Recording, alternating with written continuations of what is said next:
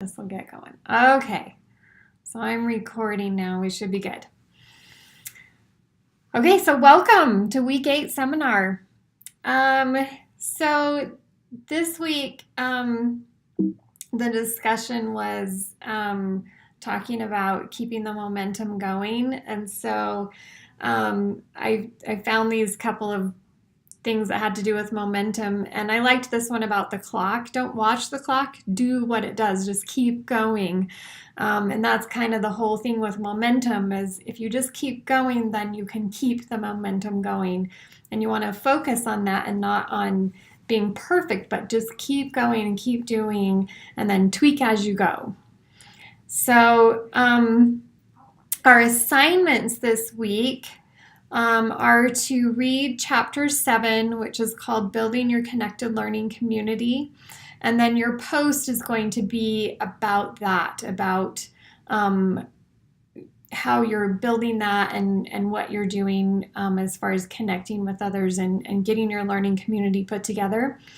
And then remember to post by Sunday so that then people have time by Wednesday to reply.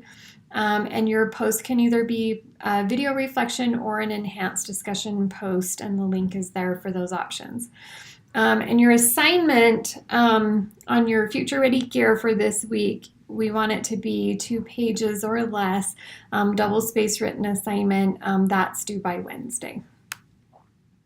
And I think everybody's been doing a good job, at least in my section, everybody's been doing a good job on that. So, Carol, can I add something? Yes, please do.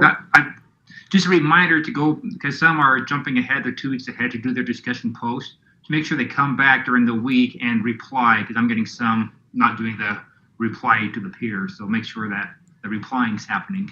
Yes, and I second that because I think some people have replied in my section, but not 2 replies. So that you need to go back and double check that you've at least replied to 2 other people so that you have your original post and at least 2 replies. So thank you, Brandon. Okay, so in chapter 7, when you're looking at building your connected learning community, what you're going to talk about in the discussion is what are the things that you need to consider when you're putting that together. So I got introduced to personal learning network and personal learning community, connected learning community, probably about 10 years ago. That's when I first got on Twitter and Facebook and all of those. And it was partly my nieces and nephews' fault because they wouldn't talk to me unless it's on Facebook or it's on Twitter. And so I had to get on to see what they were doing. Otherwise, I didn't ever get to talk with them. And that kind of got me started. And I realized on Twitter how many people I could connect to across the country that were educators and doing the same thing that I was doing, and how quickly I could put out a question and in 30 seconds I'd have a return of answers from people. It was amazing, and things that I could use immediately, resources and stuff. So this has been a really important part of my life, in my work life and my home life, as far as having that connected learning community. So hopefully this assignment this week will get you on your way, if you haven't already, to creating all of those connections. And I know it's stuff that we worked out last week as well. Okay, I just saw a message, but I didn't see the whole thing. Is the audio working okay? We're good? Yeah, okay. I can hear you. Okay. All right. Okay, and then on the Future Ready gear that you're going to work on for your paper this week is the framework on budget and resources. And that has to do with, and again, remember, you don't have to cover all 4. If you can't think of something to put on all 4, just put those things that you know from your experience, and things that you want to think about and things that you know about. And if you don't, then ask around and have a conversation with your principal. But the 4 elements are the efficiency and cost savings, alignment to your district and school plans, the consistent funding stream, and learning about return on investment. And that's a big one right there. The return on investment is how do we know that we're getting a good return on our investment, taking a look at the data and all of those things. So that's what you'll be looking at in the Future Ready framework. And so those are your assignments for week 8. So it's now the question time. Does anybody have any questions for what we're doing for week 8? Or other questions as well, if you have any others.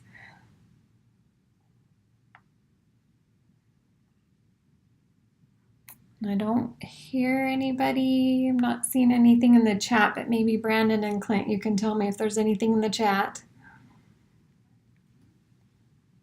Nothing in the chat. Okay. So I think we're good. Nobody has any questions. All right. If you do have any questions, please reach out to your instructors. Here's our information again. We make sure we put this on everything, and it's also in the course. So if you have questions, please reach out to us and let us know.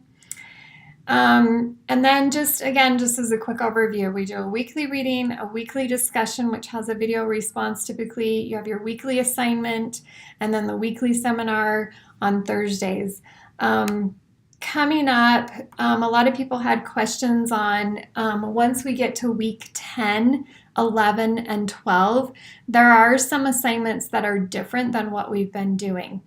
So in week 10, you will be writing a memo to the superintendent, and basically that involves interviewing your peers on their integration of technology, and then you will collect and analyze that data that you get from interviewing them on how they've done that integration, and then based on that data, you will write a memo to the superintendent asking for support and encouragement for that technology integration. So that's what that particular assignment is about.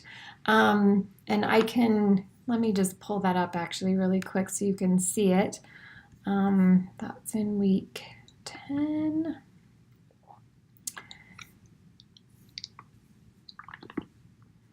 Sorry, hopefully that's not making too much noise as I scroll through here.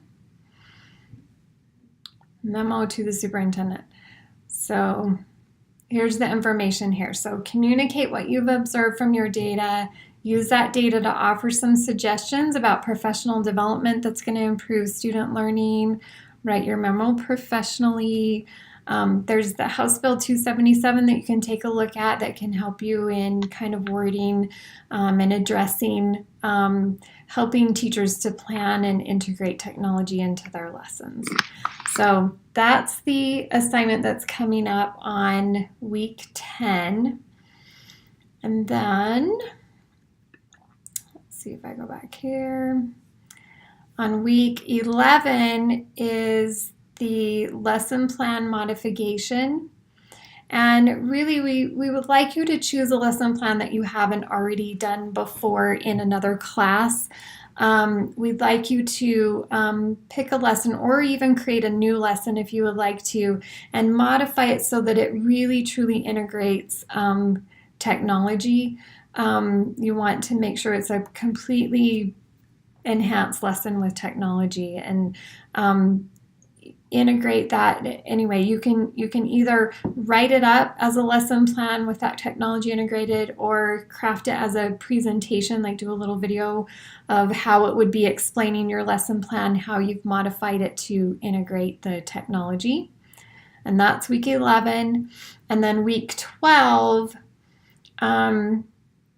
is your technology training opportunity.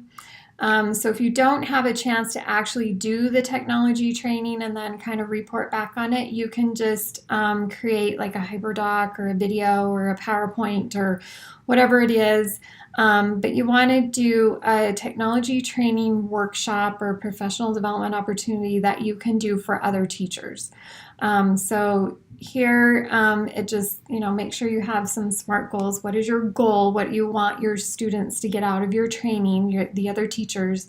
And then maybe create a technology needs survey so that you know what are they looking for, and then any activities you've planned, the expected outcomes, how you're going to measure the learning that has happened in that technology training, and how you ensure that learning then that those teachers turn around and use that in their own classroom for learning for students, and then measuring that outcome on student learning. So that's what that technology training is, and that is in the last week. That's the assignment for the last week.